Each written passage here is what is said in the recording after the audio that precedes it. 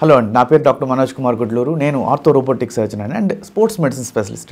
ఈరోజు మనం చూడబోయే టాపిక్ సర్జరీ తర్వాత ఉండే నొప్పులు ఎంత కష్టంగా ఉంటాయి తెలుసు కదా. చాలా పెయిన్స్ ఉంటాయి, చాలా కష్టపడుతుంటాం, చాలా ఇంజెక్షన్స్ చేస్తుంటాం, పెయిన్ కిల్లర్స్ 1, 2, 3 డోసులు ఇచ్చినా తగ్గని రోజులు ఉంటాయి. అండ్ స్పైనల్ అనస్థీషియాలు పోతుంటాయి, ఎపిడ్యూరల్ పోతుంటాయి. కానీ ఇప్పుడు ఒక కొత్త మెడిసిన్ వచ్చిందండి. దీంతో ఆర్థోపెడిక్ సర్జరీల ఇదే మారబోతుంది. ఇప్పటి వరకు ఆర్థోపెడిక్ సర్జరీల తర్వాత, ఫ్రాక్చర్ల తర్వాత, నీ రీప్లేస్మెంట్ల తర్వాత, పైన ఆపరేషన్లు అయిన తర్వాత ఎక్కువగా ఓపియాయిడ్స్, పెయిన్ కిల్లర్స్ అనేటివి ఉపయోగిస్తుంటాం. ఇవి పనిచేస్తాయి, కానీ డిజీనెస్, వాంతులు, కడుపులో నొప్పి, అలవాటు పడకపోవడం లాంటి చాలా వరకు సైడ్ ఎఫెక్ట్స్ ఉంటాయండి దీంట్లో.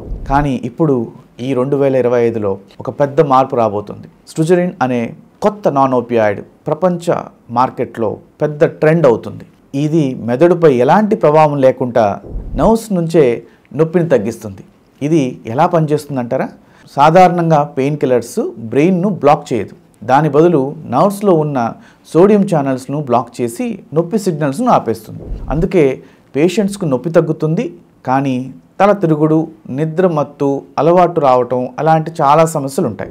Knee replacement, hip replacement, spine surgeries and ఈ పెద్ద ట్రామా అంటే యాక్సిడెంట్ అయిన సర్జరీల తర్వాత ఇది చాలా ఉపయోగపడుతుంది. ఇది భవిష్యత్ పెయిన్ కిల్లర్స్కు సేఫ్ ఆప్షన్గా మారబోతుంది. ఇది ఆర్థోపెడిక్ కేర్లో ఒక పెను మార్పుగా మారబోతుంది.